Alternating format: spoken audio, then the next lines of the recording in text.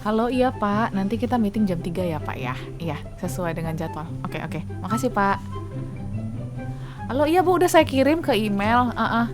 Iya, tolong dicek lagi nanti kalau misalnya ada revisi boleh dikirim lagi ya Bu. Iya, makasih Bu. Iya, sesuai brief, pokoknya kerjain aja. Iya, ntar gue cek. Iya, udah kerjain aja. Udah, gue banyak kerjaan nanti ya. Iya. Astaga. Sibuk banget sih, ya ampun. Jadi bawahan aja udah sibuk banget, gimana jadi atasan ya, Sya? Oh iya. Kayak 24 jam tuh kurang gak sih? Bener-bener. Jadi bawahan aja kayak udah begini ya. Gimana ntar kita jadi atasan? Kayak ini waktunya kita untuk mulai belajar manajemen waktu deh, Dri. Iya, seminar mana yang bisa kita ikutin? Ayo cari. Smart FM kali ya?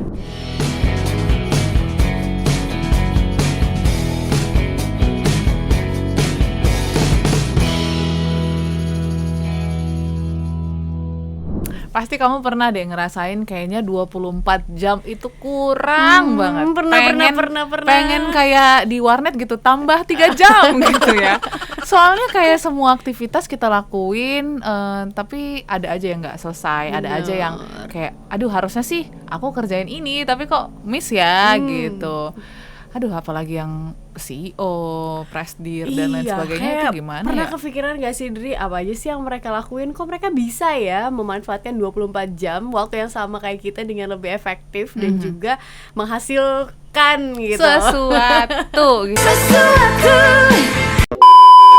Gitu ya, itu kan jadi pertanyaan, tapi ternyata setelah kita cari tahu, menganalisa dan menganalisis ya, ternyata ada loh yang namanya time management atau manajemen waktu untuk kita bisa menyelesaikan tugas-tugas yang harusnya dikerjakan di saat itu. Karena banyak juga dari kita yang jujur ya, yang tugasnya memang sebenarnya harusnya nggak terlalu prioritas tuh kita kerjain di momen itu. Bener, apalagi banyak hal-hal di luar prioritas kita yang kita kerjain. Contohnya sedikit-sedikit cek HP, scroll 3 jam gak kerasa ya, TikTok, Instagram, sosial media kan. Aduh, padahal banyak nih pekerjaan menumpuk yang udah kayak manggil-manggil, ayo kerjain aku, tapi kita nggak kerjain.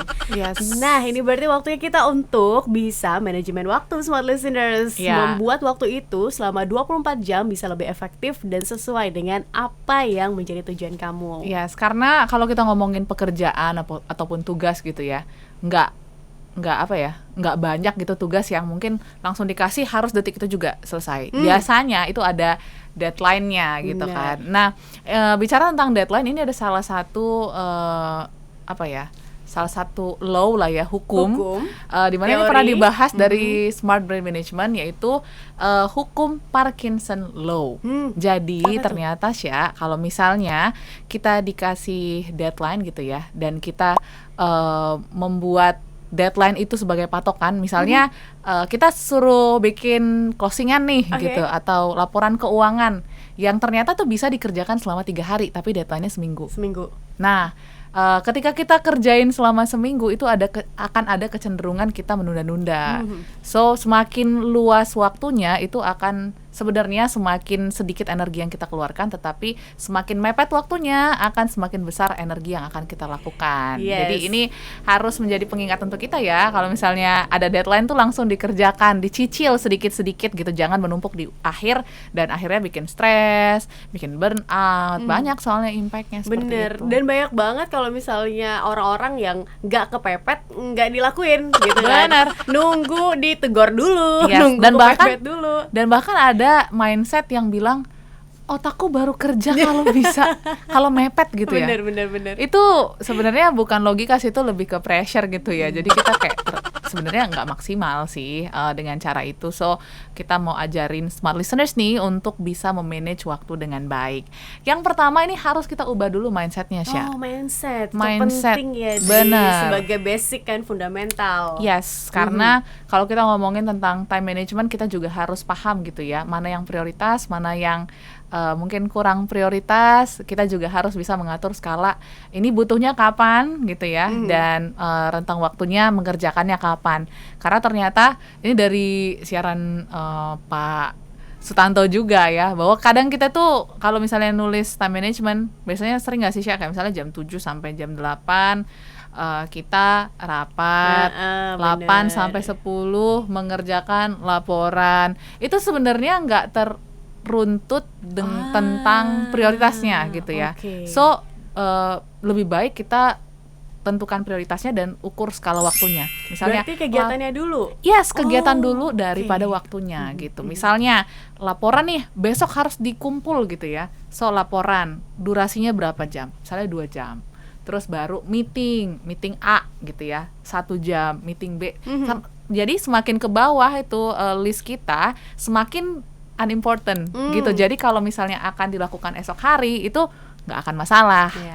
Gitu. Oke, berarti kalau kayak gitu Dri, ini juga membutuhkan menuntut kita untuk membuat jadwal. Apalagi kalau misalnya pekerjaan kita tuh segudang. Oke, harus meeting A, B, C, D, belum lagi ketemu klien A, B, C, D, belum lagi harus ngerjain laporan A, B, C, D. Itu kan kayak banyak banget. Jadi harus ada jadwalnya, dan tadi harus spesifik waktu, durasinya berapa, dan tadi Audrey bilang bahwa harus ada nih skala prioritasnya yang mana. Jadi dibuat jadwal smart listeners sesuai dengan skala prioritasnya. Yes, dan tambahan lagi nih, ternyata menurut fakta dan penelitian. Teng. Jeng. Jadi ternyata ketika kita menambahkan kolom checklist di samping to-do list kita gitu ya, itu juga menambah semangat kita untuk menceklis semuanya. Jadi ada apa ya? Sensasi psikologinya gitu ya.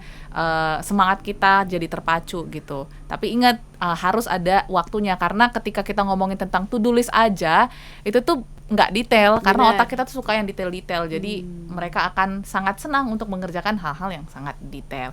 Selanjutnya ada apa, Tasya? Aku bilang bahwa kita tuh harus sayang-sayang sama diri kita. Iya kan? Kalau nggak diri kita yang sayang sama diri kita sendiri, siapa lagi yang mau sayang? Yang lain cuma bisa nyakitin.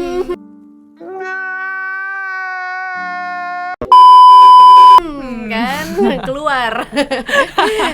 Nah, kalau misalnya kamu mau sayang sama diri kamu, ketika kamu aku sudah berhasil untuk mengerjakan A, B, C, D sesuai dengan deadline-nya, sesuai dengan targetnya, kasihlah reward diri. Yes, reward diri nggak harus tas Hermes, Louis Vuitton gitu ya. Atau antam 1 kilo.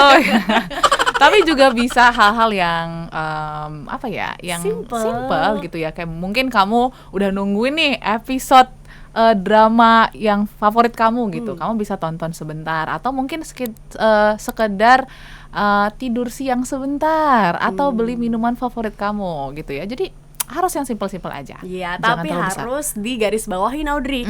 Banyak orang yang reward dulu baru effort. Nah, itu kebalik ya. Kebalik ya. Jadi effort dulu baru ada reward. Kamu nggak akan dapat reward kalau kamu nggak melakukan effort. Satu lagi, jangan sampai hal-hal yang kecil itu kita selalu kasih reward juga, karena ini akan jadi bumerang juga. Nanti apa-apa ngerjain mindsetnya tuh udah oke, ada reward, padahal gaji udah minus gitu ya. Jadi harus hati-hati. Nah, next juga kita harus fokus, karena banyak dari kita yang oke deh, gue bisa nih ngerjain multitasking gitu ya. Ternyata menurut penelitian juga nih, banyak penelitian ya, keren banget nih di sesi ini aku ya.